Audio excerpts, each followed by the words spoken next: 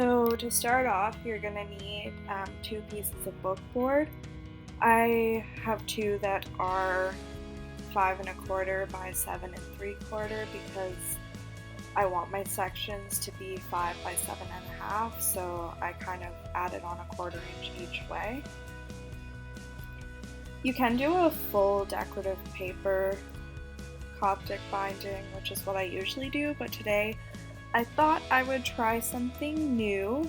So I'm gonna do half book cloth and half decorative paper, so that should be good. I'm taking a roll of book cloth and I'm just gonna cut a piece that is around an inch all the way around, bigger than my book board, if that makes sense, as you can see here. And next I'm just going to take some PVA and I'm just going to spread it all over one side of the book board and glue it down to the book cloth.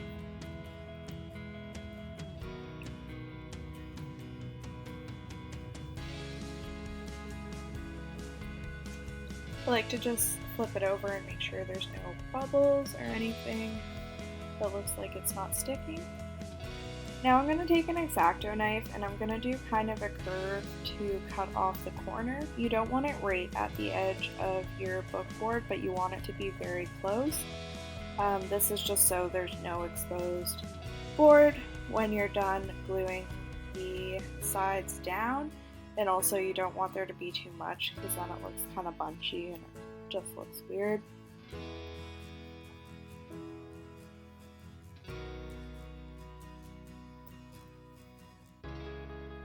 So I'm just going to glue all these sides down. I'm going to start with the two sides and then the top and the bottom.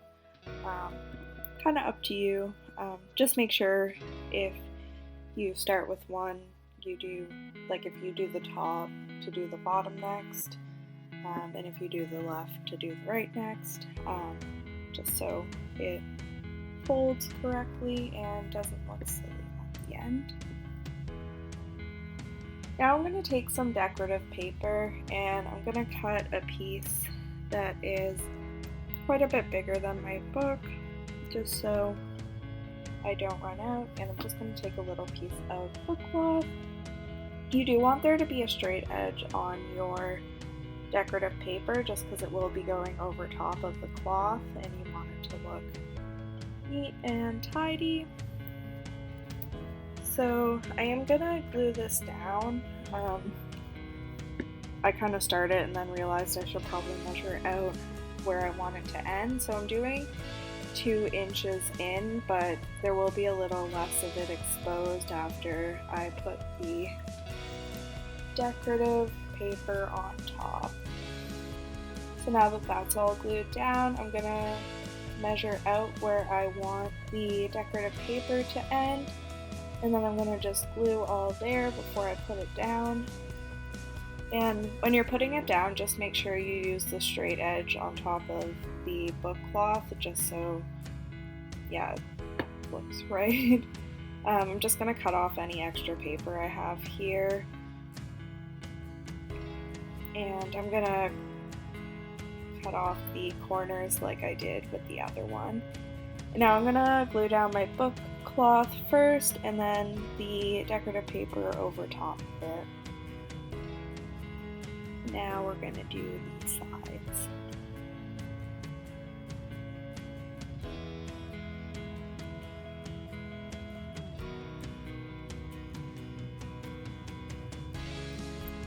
Wow, it looks so good. Okay. So now that those are done, the next thing we're gonna jump on into is the end papers. So I just grabbed some colorful,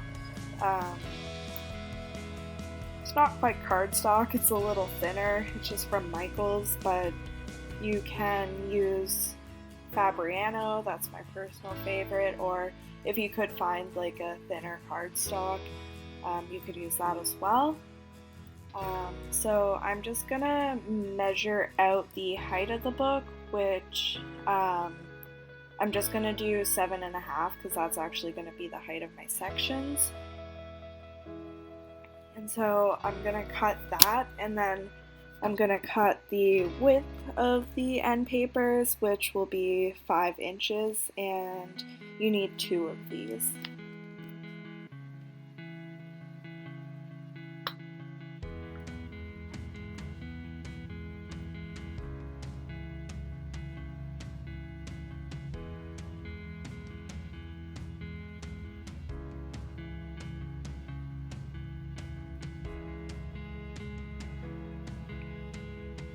And I'm just going to save that little piece for later because it is the height of my book, so I can use it as a guide for poking my holes.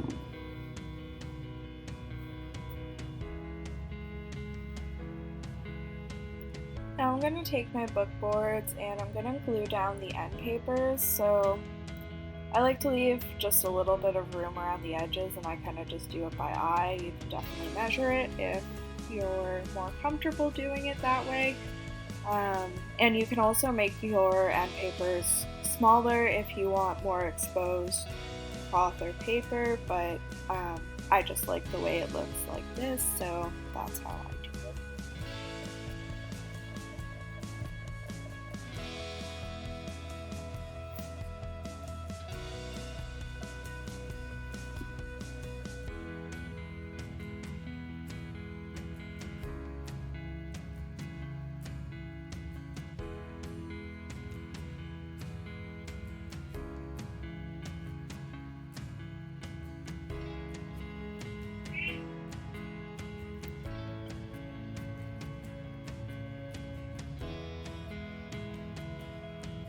Once those are done, I'm going to take my Dear Savior parchment paper and I'm going to put a piece on the bottom and a piece on top of the book boards, and then I'm just going to put something weighted on top, like a textbook, and this is just going to absorb any extra moisture from the glue so the boards don't bend and all that good stuff.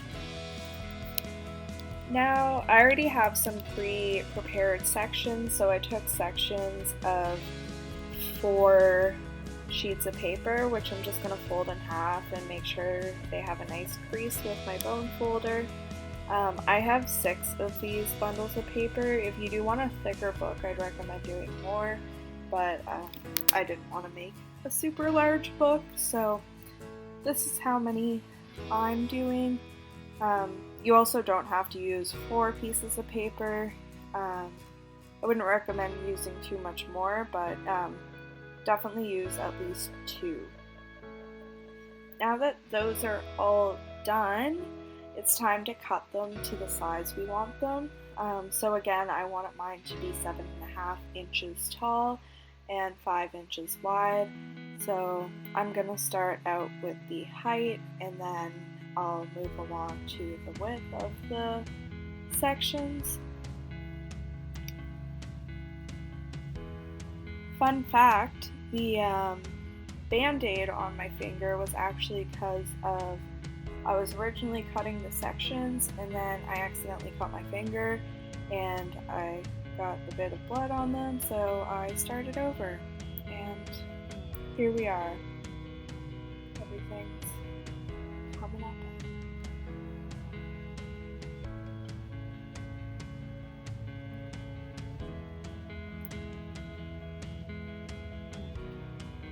If you want a deckled edge effect, you can lay the ruler down on the back side and rip the edges. I decided not to do that because the paper I'm using right now isn't actually that great of quality, and I feel like deckled edges look 10 times better when you have rag paper, but if you want to experiment and try to do that, definitely go for it. I'm just going with the straight edge this time.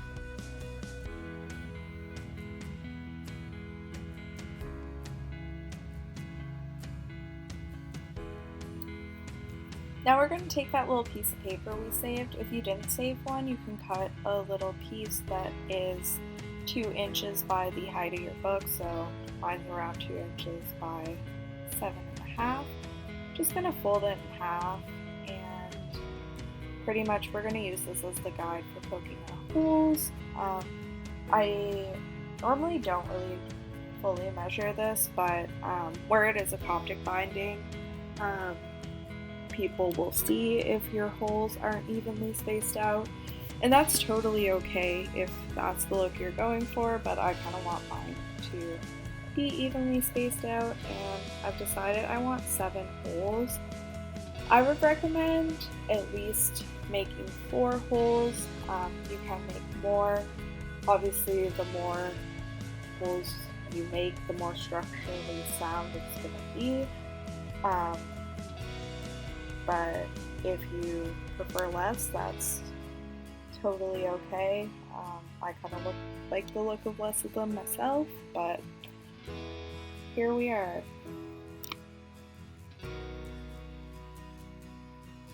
So I just poked all those with my awl, and now I can use that as a guide for poking the holes in my section, and this is especially important in Coptic bindings just because you do want them to, all your sections to have the holes in the exact same places, just so when you look at the spine, the kettle stitches are all even and not all wonky, unless that's the look you're going for, which I'm definitely down for some abstract binding.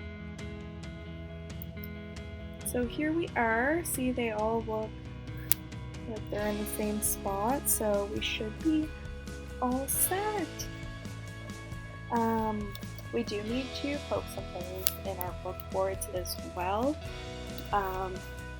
So the boards are a little taller than the sections, so the first thing I like to do before poking the holes, where they are 1/4 inch taller, just on each end, I'm gonna measure 1/8 of an inch in, just so I know where to start poking the holes and where I want to put my guide. And then you can do that for the other board as well, and make sure that you're starting in the same spot so that your book is even. I'm also gonna measure out where I want the holes to actually be, so I'm doing it 1/4 inch in. You can vary where you want the holes, or if you want them all in the same place like I do, you can do that as well. And then I'm just gonna take the guide and I'm gonna lightly poke holes where they should be, and then after I'll poke them all the way through to the other side. It just is a little bit of a struggle, so I like to make sure they're in the right place and nothing's moving around before I commit too much.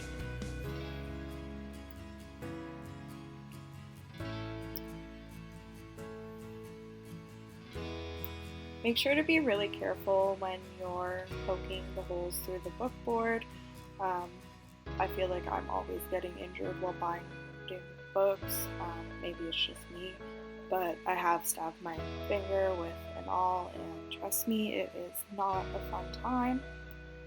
So yeah, just be careful. Now that that's all ready, pick a color thread that you are okay with seeing because it will be exposed. And we also need a curved needle. So you can make your own with some pliers, a candle, and a straight needle. However, you can also buy them at the store, which is probably what most people do. I can make a video on how to make your own curved needle if anyone's into that, but I don't know if people watch videos, to be quite honest. Okay, so I'm going to take my thread and I'm just going to poke it through the eye of the needle, and yeah, I'm sure everyone knows how to thread a needle. And then I'm going to do a bookbinder's knot, so I'm going to poke the thread, and so my needle is actually through the thread, and then when I pull it tight, it kind of like makes a knot. And now it won't come out when I'm sewing, which is really good because that is the worst. And so I like to take a tiny little piece of painter's tape and stick it on my clothes a little so it's a little bit less sticky. And then when I begin sewing, because you can't knot it right away, I like to just tape down the end of the thread to make sure that it doesn't come loose while I'm sewing and ruin my life.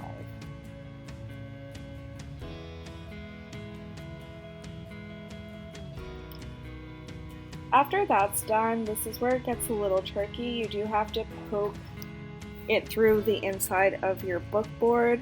I'm gonna try to explain this properly, but pretty much once it's through the first hole of your section and the first hole of your first book board, you're pretty much gonna loop it around the outside of the book board back into the inner hole of the book board so that it kind of wraps around like so.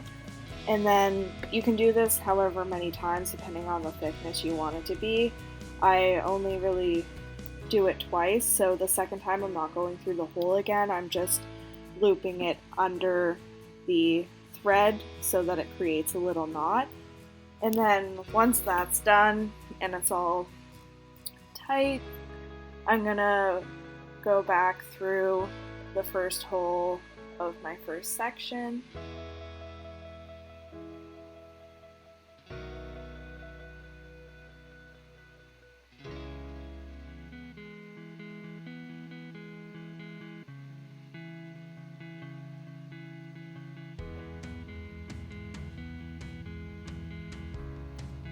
Once that's through, you can tie those two pieces of thread together and cut off any extra thread, and then you're gonna just jump to the next hole and do the exact same thing, and you're gonna repeat this process until you get to the end of your first section.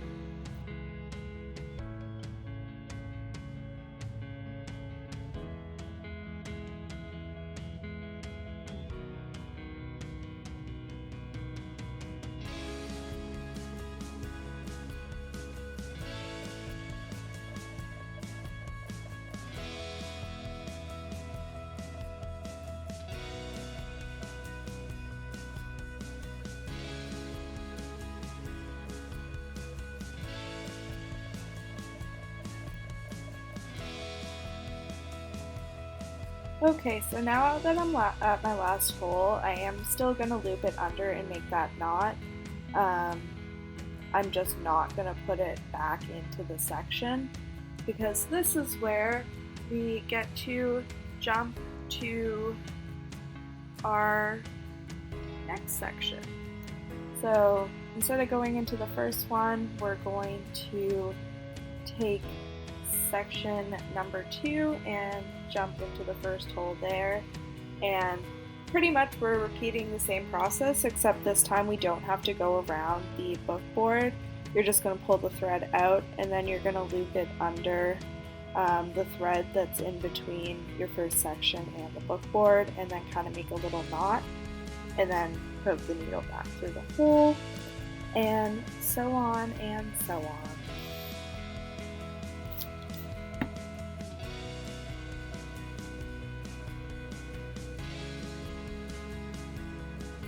Because you're going looping your needle through your previous sewing, that's why you really do want a curved needle.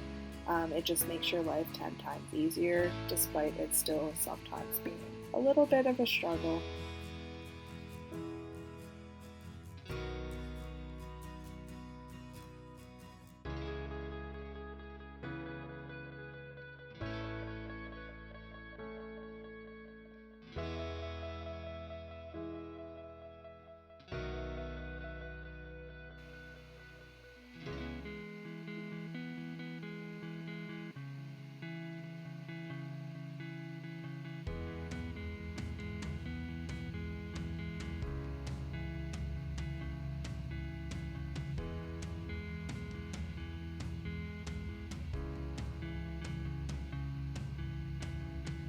Okay, so now that we are at the end of our second section, we're gonna go to the third section. No shit, Emily. But this time we are gonna do something a little different. We're gonna do a kettle stitch. So when you get to the second hole, pretty much you're looping under the thread that's attaching the first section and the second section. And then once you pull the needle through, you're looping it under the thread, so it kind of creates a knot. What we call a kettle stitch. I like to do a double one, so after I do it one way, I go under and do it again, but from the other side. And that just makes my stitches look a little thicker and they are a little stronger. My apologies if my explanation of the kettle stitch is kind of garbage, but hopefully you get the idea.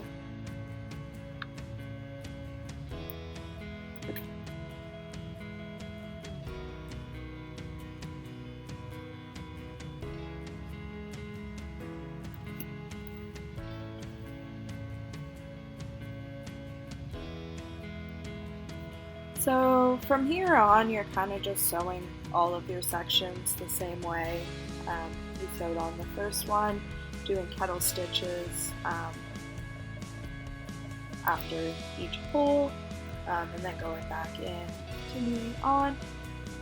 The only time it gets a little different is when we get to the end. So this is the last section I have because I have a pretty small book. So I'm just going to finish that off with a double kettle stitch, and then we're going to attach the back of the book. So we're kind of doing it the same way as you did the front of the book. So you are still going to be going through the inside first hole there and looping it around, and then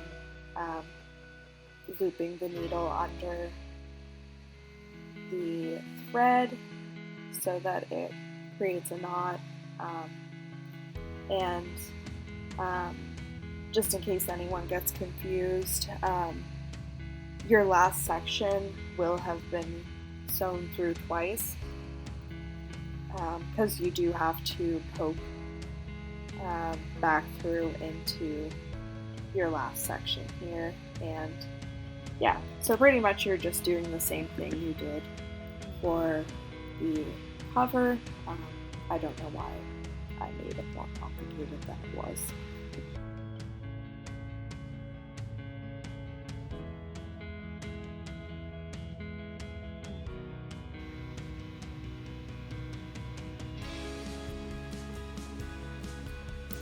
Sewing on the back of the book is a little tricky.